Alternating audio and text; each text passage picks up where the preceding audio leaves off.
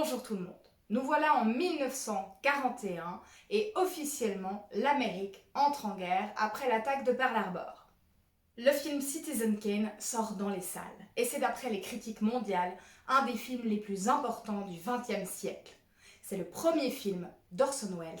Il révolutionne la façon de filmer et de raconter une histoire. Le réalisateur invente de nouveaux codes cinématographiques et casse le style linéaire habituel des films en utilisant des flashbacks, ce qui n'existait pas dans le monde du cinéma. Il transgresse des règles basiques, des contre-plongées en les inversant et il utilise des effets spéciaux. Sur 9 nominations, le film n'a pourtant gagné qu'un Oscar, celui du meilleur scénario original l'année suivante. Place maintenant aux Oscars. Une comédie burlesque, Le Dictateur, de et avec Charlie Chaplin, une comédie dramatique, Une petite ville sans histoire, deux films avec Bette Davis, un film policier, La Lettre, et un drame romantique, L'étrangère, un autre drame romantique, Kitty Foyle, avec Ginger Rogers qui vole la vedette à Bette Davis en remportant l'Oscar de la meilleure actrice. Une comédie romantique, Indiscrétion, de Cukor, vous vous souvenez, celui qui devait réaliser Autant n'emporte le vent et qui a fini par faire que 5% du film? Eh ben c'était lui. Le film est avec Katharine Hepburn et James Stewart qui gagne l'Oscar du meilleur acteur. C'est son dernier film avant de s'engager dans l'armée de l'air juste avant l'attaque de Pearl Harbor.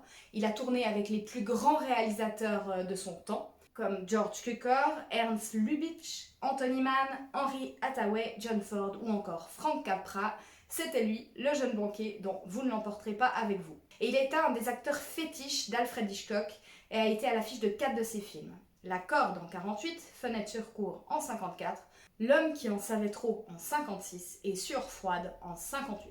Comme vous pouvez le constater, le héros de guerre revient sur les écrans en 46 dans un film de Capra. Il incarne le rôle principal de La vie est belle et il est nommé pour l'Oscar du meilleur acteur. Sur le tournage, les deux hommes comparent leurs médailles. La Distinguished Flying Cross, la plus haute récompense aérienne britannique sur le costume de Stewart, et la Distinguished Service Medal, la plus haute distinction qu'un non-combattant puisse recevoir dans l'armée, sur la chemise de Capra. Il avait été nommé directeur de la session cinéma de l'armée, où il a réalisé les 7 films de la série Pourquoi nous combattons pour remonter le moral des troupes durant la guerre. Il reste donc 2 drames de John Ford, Les hommes de la mer et Les raisins de la colère.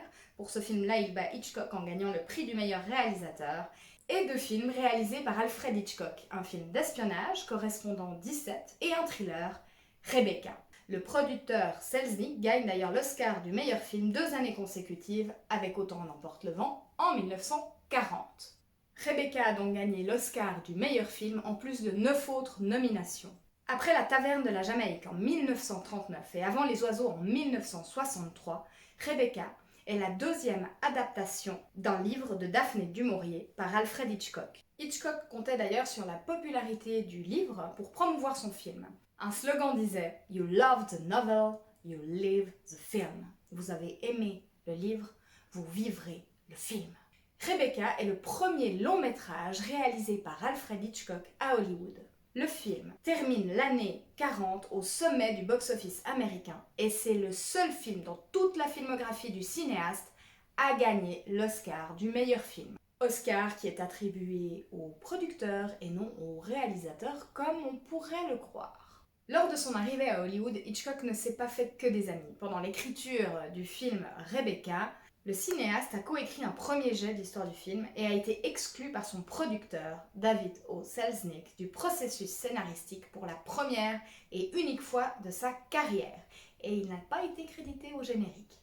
Pour se venger, il interdit le plateau à Selznick, qui lui remaniait une bonne partie du scénario. Le réalisateur, pour contrer le producteur, tourna en utilisant la technique du tourné-monté, en suivant le fil du scénario, pour offrir moins de possibilités d'intervention au producteur du studio. Plus de 20 actrices ont auditionné pour le rôle principal, et c'est John Fontaine, qui n'était pas connu à cette époque-là, qui obtint le rôle. Son partenaire de jeu, Laurence Oliver, n'était pas content de ce choix et avait essayé d'imposer Vivien Leigh à l'époque, qui était sa compagne. Il a d'ailleurs été très désagréable sur le plateau avec la comédienne. Hitchcock en aurait profité pour lui faire croire que personne ne l'aimait, pour la garder dans l'état de son personnage, mal à l'aise et timide. Drôle de méthode. Le château de Manderley, qui est la demeure ancestrale dans les films, qui joue d'ailleurs un des personnages principaux, a inspiré Orson Welles pour son Xanadu, le gigantesque château du film de Citizen Kane. Si vous avez vu Rebecca récemment sur Netflix, ce n'était pas la version de 1940, mais plutôt un remake de 2020. Je vais donc, pour ma part de ce pas, frissonner devant l'original. A tout de suite. Oh, j'ai un peu frissonné, j'ai un peu sursauté. Ouais, sursauté, non, peut-être pas, mais j'ai peut-être eu peur une ou deux fois, un peu tendu. Il y a un personnage dans le film, Miss Danvers, qui est absolument incroyable. D'ailleurs, que j'ai appris que Hitchcock lui avait demandé, pour être plus inquiétante, de cligner le moins possible des yeux. Autant dire que du coup, j'ai regardé pendant tout le film si elle clignait des yeux. Non, elle cligne pas des yeux et elle est vraiment effrayante. Enfin, moi, elle me terrifie. D'ailleurs, la silhouette de Mrs. Danvers, qui est jouée par Judith Anderson, a été reprise pour le personnage de Lady Tremaine, la marâtre du dessin animé Cendrillon, en 1950 par Walt Disney. Et ça m'étonne pas, parce que comme je l'ai dit avant, elle est vraiment terrifiante.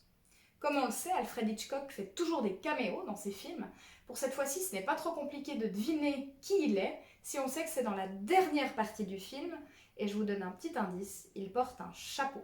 Si vous avez vu le film, j'aimerais bien savoir si vous l'avez trouvé. C'est donc un film divertissant que j'aurais sans doute préféré voir au cinéma avec plus de frissons. Prochain film, Quelle était verte ma vallée de John Ford. Et oui, encore, il fallait bien qu'il gagne une année. À très vite.